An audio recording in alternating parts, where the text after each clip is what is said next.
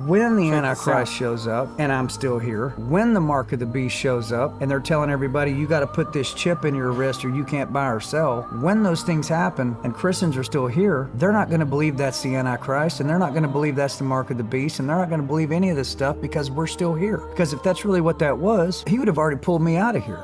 And then I've heard some Christians say, and even some preachers, God wouldn't make us go through something like that. And to them I say, really? Why don't you go tell that to the underground Christians in communist China right now who are being by the thousands? Why don't you go tell that to the Christians in Syria right now who are being chopped up into pieces in the streets? Do you think fat, lazy American Christians are better than them? No, they are superior to us. They are willing to worship God and be a Christian when it means they could die for doing it. In modern churches even today, they don't want to preach that. Joel Osteen is never going to preach that. Joel Osteen is never going to say anything that's going to make anybody uncomfortable ever on any level ever.